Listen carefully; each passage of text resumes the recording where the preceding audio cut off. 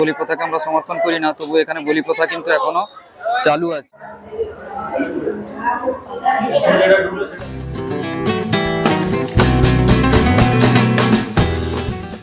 জন্য যারা ডেস্টিনেশন খুঁজছেন, আজকের ভিডিওটা কিন্তু তাদের জন্য।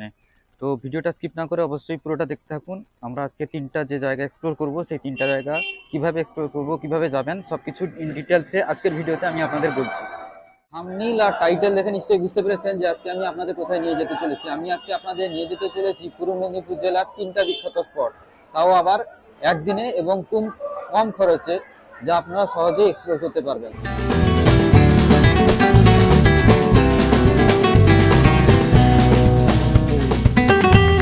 আজ আমরা এক্সপ্লোর করব পূর্ব মেদিনীপুর জেলার তিনটি বিখ্যাত ট্যুরিস্ট স্পটগুলি হলো তমলুক শহরের বর্গভীমা মন্দির, মহিষাদল রাজবাড়ি ও তিনটি নদীর সঙ্গমস্থল গেঁওখালি।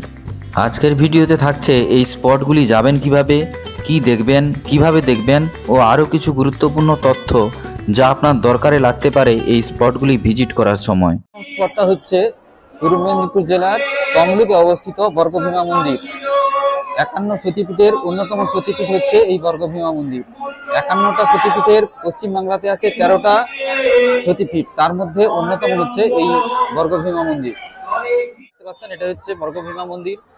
এর ভেতরে এখন আমি যাব আর আপনাদেরকে তুলে ধরবো যে জিনিসগুলো দেখার আছে, আর বর্গভীমা মন্দিরের হিস্ট্রিটা অর্থাৎ ইতিহাসটাও কিন্তু আমি আপনাদের তুলে ধরবো। ঐতিহাসিক বন্দর শহর তাম্রলিপ্তের প্রাণকেন্দ্রে অবস্থিত বর্গভীমা মন্দির 51 শক্তিপীঠের অন্যতম। কথিত আছে, পিতা দক্ষের অপমানে সতী যখন দেহত্যাগ করেন এবং তার দেহ সুদর্শন চক্র দিয়ে 51 খণ্ডে বিভক্ত করা হয়, তখন সতীর বাম পায়ের গোড়ালি এখানে পতিত হয়। পৌরাণিক কাহিনী এমনও আছে যে মহাভারতের যুগে নরপতি মহিষ্যরাজ তাম্রধ্বজ এক ধীবরপত্নীর কাছে অলৌকিক কাহিনী শোনেন। সে রোজ মরা মাছ কয়েক যোজন দূর থেকে এনে বনের ভেতর এক মন্দিরের পুকুরে ডুবিয়ে মাছকে জ্যান্ত করে নেয়, তারপর নিয়ে যায় রাজবাটিতে। রাজা এই কাহিনী শুনে নিজে গিয়ে উপস্থিত হন বনের ভেতরে সেই মন্দিরে এবং প্রস্তরময়ী দেবীকে দেখে সেই স্থানে প্রতিষ্ঠা করেন। বর্তমানে মন্দিরটির চারিদিক কিছু সংস্কার করা হলেও মূল প্রাচীন রূপটি অক্ষুণ্ণ আছে। মন্দিরটি উচ্চতায় 60 ফিট ও দেওয়ালের ভেতরের প্রস্থ 9 ফিট। মন্দিরের 4টি অংশ: মূল মন্দির, জগমোহন, যজ্ঞ মন্দির ও নাট মন্দির। মন্দিরের বাইরের দেওয়ালে অষ্টাদশ শতাব্দীর শৈলীতে 27টি পোড়ামাটির বিভিন্ন দেবদেবীর মূর্তি রয়েছে। এই মন্দির রেখা দেউল রীতিতে তৈরি।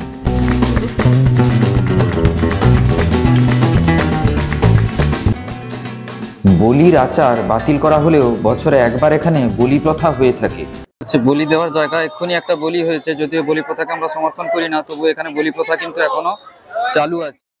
মন্দিরের পেছনের দিকে অবস্থিত এই মানসিক গাছটি, এখানে কোনো মনস্কামনা করে ঢিল বাঁধলে মনস্কামনা পূর্ণ হয় বলে কথিত আছে।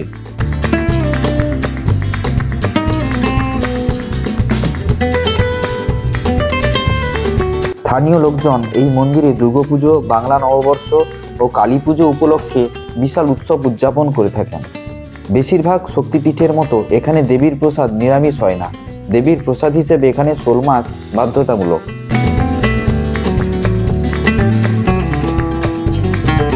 এটি হচ্ছে প্রসাদ খাওয়ার কক্ষ।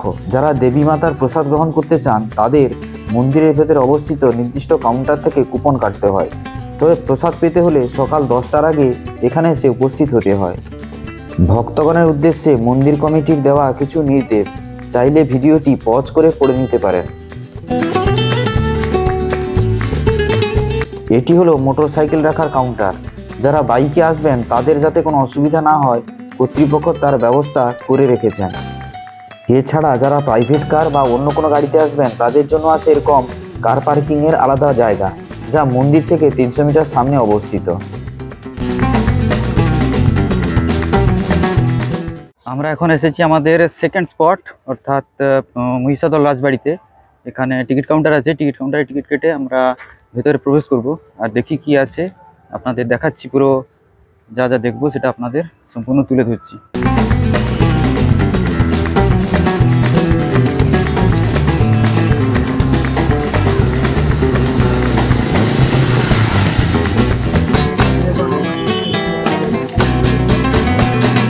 ষোড়শ শতকে প্রতিষ্ঠিত মহিষাদল রাজবাড়ি পূর্ব মেদিনীপুর জেলার এক অন্যতম টুরিস্ট স্পট। জনার্দন উপাধ্যায়, যিনি তৎকালীন রাজা আকবরের এক উচ্চপদস্থ কর্মী ছিলেন, তিনি এই রাজবাড়ি প্রতিষ্ঠা করেন। 18 শতকে রানী জানকী দেবীর রাজত্বকালে এই রাজবাড়ি তার সর্বোচ্চ শিখরে পৌঁছায়। এই রাজবাড়ি দুটি অংশ আছে। 1840-এ প্রতিষ্ঠা হয় পুরনো অংশটি এবং 1935-এ প্রতিষ্ঠা হয় নূতন অংশটি। এখন আছি জাস্ট রাজবাড়ির একদম সামনে, যে দেখতে পাচ্ছেন যে মাঠের মতো আছে একটা খোলা জায়গা, ওইটার সামনে। আর আমার পেছন থেকে পুরো রাজবাড়িটাকে কমপ্লিটলি সুন্দর দেখা যাচ্ছে।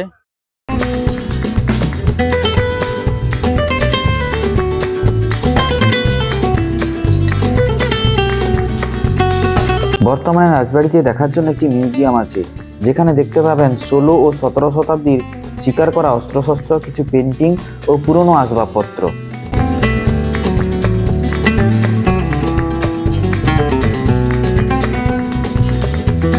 মিউজিয়াম সহ মোট 6টি কক্ষ আছে, যা দর্শনার্থীরা দেখতে পারেন।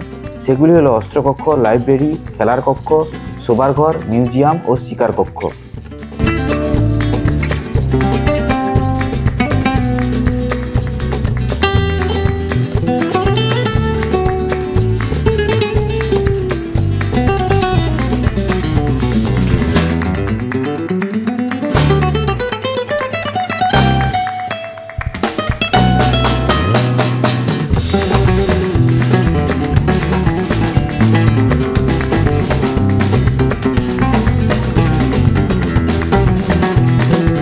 এই রাজবাড়ির পেছনে অবস্থিত রাজবাড়ির কুলদেবতার মন্দির।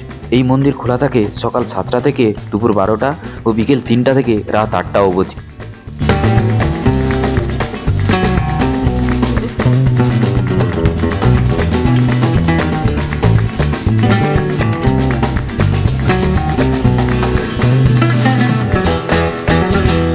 এই মন্দির থেকে অল্প দূরে অবস্থিত পুরনো রাজবাড়ি, যা প্রতিষ্ঠা হয়েছিল 1840 খ্রিস্টাব্দে। বর্তমানে এই পুরনো রাজবাড়ির সংস্কারের কাজ চলছে, তাই তা বন্ধ আছে দর্শনার্থীদের জন্য। রাজবাড়ি দেখা শেষ করে আমরা চললাম আমাদের আজকের শেষ স্পট গেঁওখালির দিকে। এখন আছি গেঁওখালিতে, আর এই পেছনে দেখা যাচ্ছে নদী। 3টে নদীর সঙ্গমস্থল এখানে আছে। হুগলি, রূপনারায়ণ ও দামোদর নদীর সঙ্গমস্থল হলো এই গেঁওখালি। বিকেলের পড়ন্ত বেলায় দূর নদীর সঙ্গমস্থলের দিকে তাকিয়ে দেখতে বেশ লাগছিল।